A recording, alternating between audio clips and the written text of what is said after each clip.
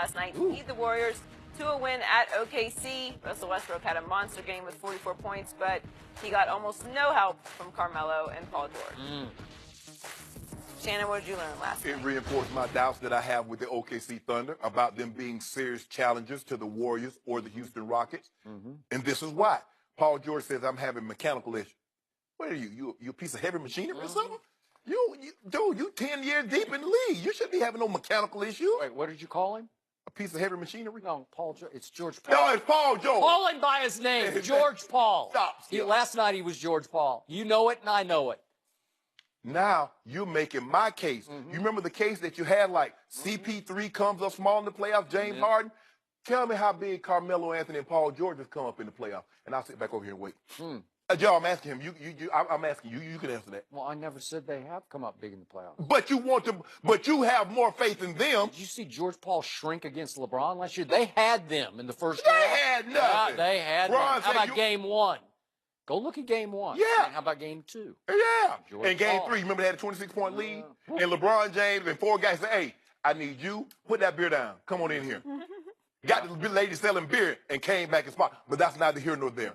Russell was spectacular last night. Don't tell me he ain't tracing that triple-double. You see how he's trying to get all those rebounds, Joy? You saw that too, didn't you, Skip? How he's trying to. He got 16. Yeah. He had a game-high 16. Whoa, Skip. I mean, you got to give him some credit. I'm giving him credit, Skip. He had 3 more than his 7-footer had. Skip. How does he do that? Do you think people just say, here, you can have this one? Yeah. Skip. All I'm saying is that when Russ puts on a performance like that, they can't waste it. No. And they wasted it last night. Carmelo was over from the three-point line. Paul George was 9 of 25, 2 of 9 from the Paul George was 3 of 9 from the three-point line. Carmelo 0 of 9. I mean, Russ goes 15 of 25. That's few and far between that Russ is going to go 15 of 25. You know that, Skip. Because we remember last year, what was that, game 3, game 4, where he took 18 shots in the fourth quarter and shot them out of the ball game? This is why I have no faith in them, because I don't know. Because I haven't seen Carmelo in a very long time show up big in a playoff series. Paul George, I know what he's capable of. Now, he's put together some great games, but in order for them to become a serious threat to the Warriors, a serious threat to the Rockets, they're going to need consistent play. I don't have any. Russ is going to score his points. He might take 45 shots to get them, but he's going to score his points. He's going to need a trusty sidekick to come along with him every game. And I don't know if either one of these guys can do it, Carmelo or Paul George, because they've never been in a situation where they've been counting on being number 2. They've always been number 1. So, my takeaway from last night was you will not see much better regular season theater than what happened much of that game, because at Oklahoma City, which is now Russell's house, we had Russell Westbrook going blow for body blow with the co-star who said, I am sick and tired of Russ and I am joining forces with Golden State. And they were trading threes, they were trading slams. It's like, what I can do, what you can do, I can do better. Correct. Back and forth and back and forth. And I really was highly entertained by a classic battle of MVP wills between Russ and KD. But even worse than not, remember, Paul George, I'm going to say it one more time. He is nothing more than a complimentary star. He's not a superstar. He's a complimentary star. And for the Laker fans to think he could be a savior in L.A. is just laughable to me, because he's not that guy. It's fine to have him on your team, but you can't expect him to carry your team, because in games of this magnitude, he's liable to come up with mechanical problems.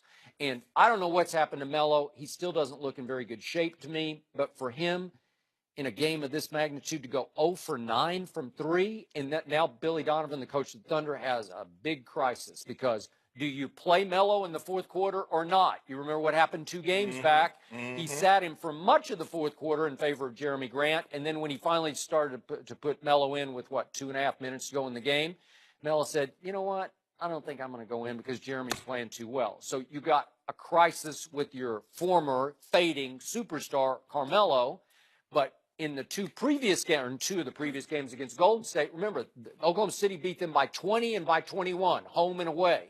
And Melo and Paul George came to play. Right. And actually, Paul George was spectacular.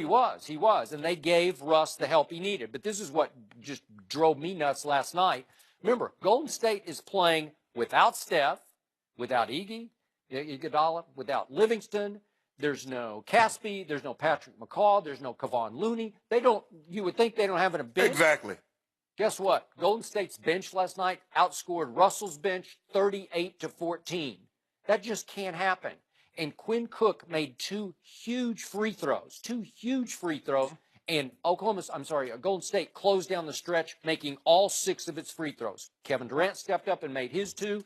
Draymond closed it with his 2, and Quinn Cook made 2 crucial ones right in the middle. So that was the difference in a game that Oklahoma City still had a chance to win in the last couple of minutes. But you can't feel comfortable, Skip, when Golden State is playing without all those guys, and they go to your building and they win that ball game.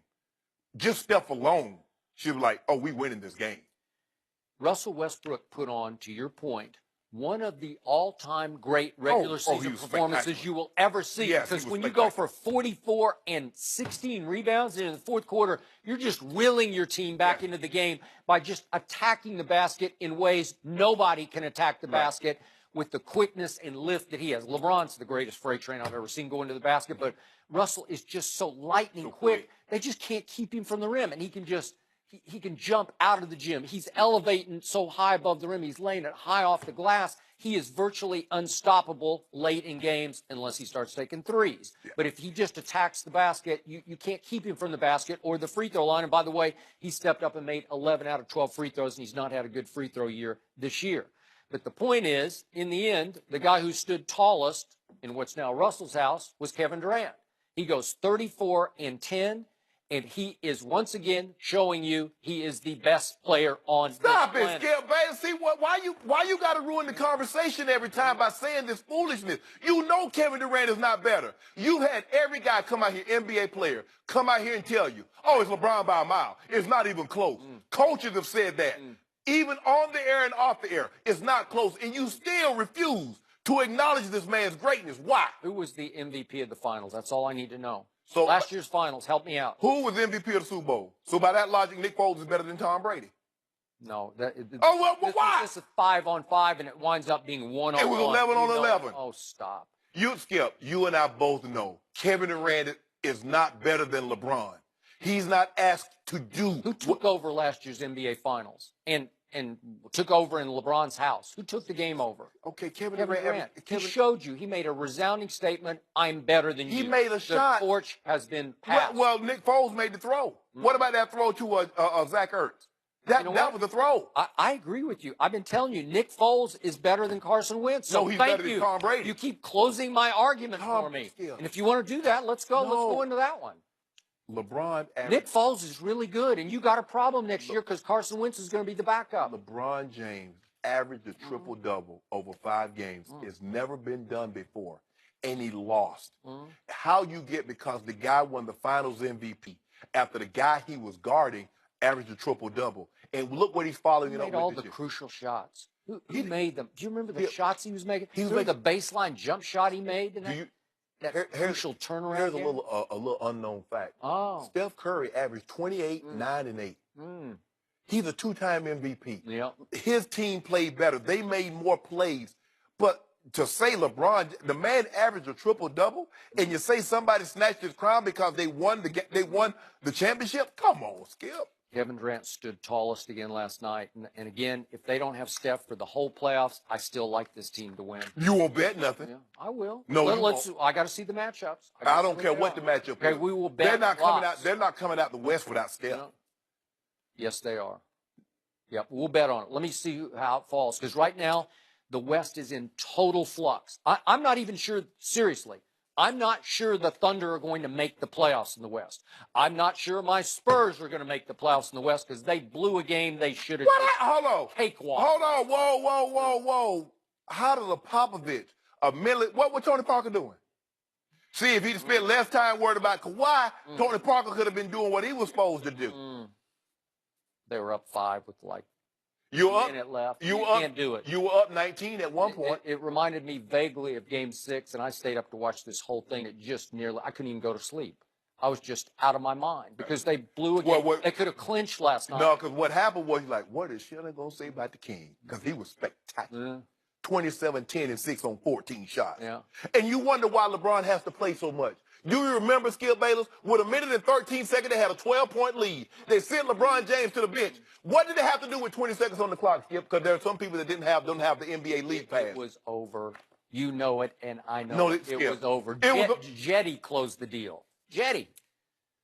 You gonna say that was said? Well, he did. He did. He closed the deal. LeBron was on the bench, had his warm-ups on. He had to come out of his warm-ups with 20 seconds. They were up 12 with a minute and 13, Skip. Okay.